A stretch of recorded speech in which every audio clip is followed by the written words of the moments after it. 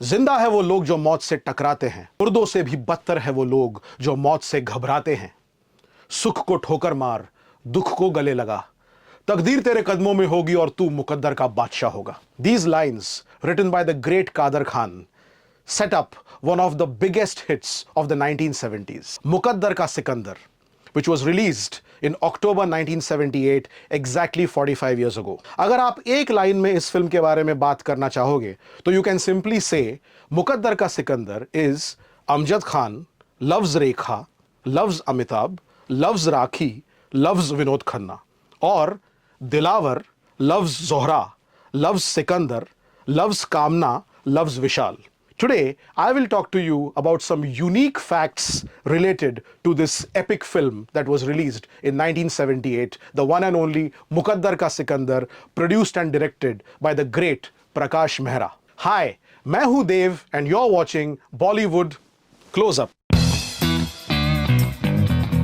आज मैं आपको बताऊंगा some unique facts related to मुकद्दर का Sikandar, which was released in October 1978, 45 years ago. The film was directed and produced by the great Prakash Mehra. Fact number 1, a tribute to the tragedy king. मुकद्दर का Sikandar could be termed as a tribute to Dilip Kumar, the tragedy king. जब हम उन फिल्मों को याद करते हैं जो शरत चंद्र चट्टोपाध्याय का उपन्यास देवदास पे आधारित थी, तो I think Muqaddar Ka Sikandar is a film that should definitely be mentioned. Amitabh Bachchan played Sikandar, the Devdas of the 1970s, who is assertive, proactive, but diffident when it comes to expressing his love for Kamna, his Mem Sahab, जो role राखी जी ने play किया था. So Rakhi ji was the Paro of Muqaddar Ka Sikandar. Muqaddar Ka Sikandar में चंद्रमुखी भी थी. Zohra, the strong-willed and beautiful Zohra, played by Rekha ji. Ram Sethi, जो उन दिनों प्रकाश मेहरा जी को असिस्ट किया करते थे, he played the 70s version of Chuni Lal. Fact number 2, a U-turn by the distributors. मुकद्दर का सिकंदर के डिस्ट्रीब्यूटर्स ने जब फिल्म की रिलीज से पहले फिल्म देखी तो उन्हें थोड़ा सा डर लगा. उनका कहना यह था कि फिल्म का एंडिंग बहुत ही ट्रैजिक है, शायद ऑडियंसेस उस एंडिंग को पसंद नहीं करेंगी. ये बात अमिताभ बच्चन के कानों तक भी पहुंची and he also was then slightly nervous. लेकिन Prakash Mehra, the director and producer of the film, was firm. उन्होंने कहा कि हम वेट करेंगे, I am sure that this film will do well. Prakash Mehra ji ने डिस्ट्रीब्यूटर्स से यह भी कहा कि अगर यह फिल्म नहीं चली तो मैं और एक फिल्म बना के आपके लॉसेस कॉम्पेंसेट कर दूंगा. The film got off to a slow start, but after 4 days the collections started picking up and they did not look back. Film superhit blockbuster बन गई और फिर प्रकाश मेहरा ने मुंबई और पंजाब के डिस्ट्रीब्यूटर्स को कांटेक्ट किया और कहा कि मैं वो जो क्लाइमैक्स है ना वो मैं रीशूट करने वाला हूं with a happy ending. Distributors were shocked कि how can you even think of touching something that has worked so well. फिर प्रकाश मेहरा जी ने उन्हें याद दिलाया कि आप ही ने तो कहा था क्लाइमैक्स को रीशूट करने के लिए. The distributors just smiled. They did not have anything to say.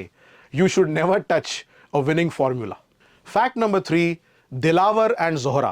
मुकद्दर का सिकंदर में 2 लव ट्रायंगल्स थे. सिकंदर, कामना और विशाल, यानी कि अमिताभ बच्चन, राखी और विनोद खन्ना. दूसरा लव ट्रायंगल था सिकंदर, जोहरा और Dilawar. That is Amitabh Bachchan, Rekha and Amjad Khan. Rekha and Amjad Khan had comparatively less screen time in the film, but what an impact they made as Zohra and Dilawar. जो scenes थे जिसमें सिकंदर, जोहरा और दिलावर थे, they were something else. But the interesting thing is that both Amjad Khan and Rekha very nearly did not do the film. Shooting शुरू होने से पहले अमजद खान का एक बहुत बुरा एक्सीडेंट हुआ और वो 4 महीनों तक हॉस्पिटल में रहे. उन्होंने प्रकाश मेहरा जी से कहा भी कि आप किसी और को ले लो, don't wait for me, but Prakash Mehra said नहीं, ये फिल्म मैं तुम्हारे साथ ही बनाऊंगा. The cast and the crew waited for Amjad Khan to return and what a performance he delivered as Dilawar. जब शूटिंग शुरू होने वाली थी तब रेखा वेकेशन में थी लंदन में, और शूटिंग शुरू होने के एक दिन पहले रेखा ने प्रकाश मेहरा को फोन पे बताया कि मैं शायद नहीं आ सकती because I am on vacation. Prakash Mehra ji को बहुत गुस्सा आया. उन्होंने ठान लिया कि अगर रेखा शूटिंग पे कल आती है तो वेल एंड गुड, अगर वो नहीं आती है तो मैं रेखा को ड्रॉप करके रीना रॉय को इस फिल्म में ले लूंगा. As it turned out, Rekha landed in Mumbai and reported on the sets. And what a performance she also delivered. कई साल बाद रेखा जी ने एक इंटरव्यू में यह भी कहा that she started taking acting seriously only after मुकद्दर का सिकंदर. Fact number 4, blockbuster. मुकद्दर का सिकंदर ये चौथी फिल्म थी जो अमित जी ने प्रकाश मेहरा के बैनर के लिए बनाई आफ्टर जंजीर, हेरा फेरी एंड खून पसीना. जब प्रकाश मेहरा मुकद्दर का सिकंदर की आइडिया लेके अमित जी के पास गए तो Amitabh Bachchan said yes to the film without listening to the story. He had complete faith in his director. Muqaddar का सिकंदर के बाद अमिताभ और प्रकाश मेहरा ने 4 और फिल्में की, लावारिस, नमक हलाल, शराबी और जादूगर.